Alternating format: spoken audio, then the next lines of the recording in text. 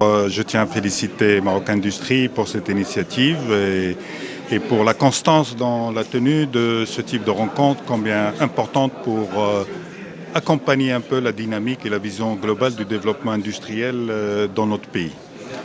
20 ans après émergence, je peux dire qu'on peut être fier. On peut être fier de ce que le Maroc a réalisé sous l'impulsion et le leadership de Sa Majesté. On doit être fier de nos compétences et de leur capacité à transformer des visions en réalité. Fier de la crédibilité que nous avons su construire, de l'attractivité naturelle dans le cadre d'une vision globale qui a été assurée, et de la trajectoire, mais également des perspectives qui sont celles du Maroc pour un développement industriel soutenu, mais pas que industriel. Nous sommes une économie qui a été capable de se diversifier, mais comme toutes les économies, nous avons des enjeux. Et les enjeux, naturellement, sont des enjeux aussi de souveraineté. Et la souveraineté économique et la souveraineté énergétique sont des sujets, naturellement, qui sont posés non pas uniquement pour le Maroc, mais pour tous les pays. Mais tout cela a été anticipé dans le cadre des impulsions royales. Nous savons les objectifs qui ont été marqués pour avancer sur les énergies renouvelables.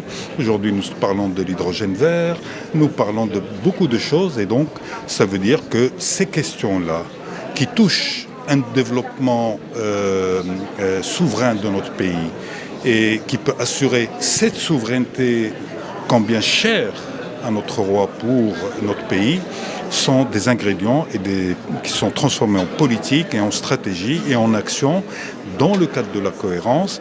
Et l'exemple que nous avons vu aujourd'hui est un exemple frappant. En 20 ans, nous avons vu les chiffres qui ont explosé. Ils ont été annoncés par monsieur le ministre Mzour. Et puis, voir aussi l'emploi qualitatif qui a été insufflé dans le cadre de cette dynamique-là. Nous voyons les exportations, comment elles explosent.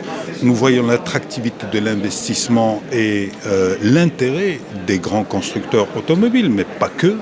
Et donc, franchement, on ne peut être que fier et on ne peut être que heureux de ce que nous sommes en train de réaliser.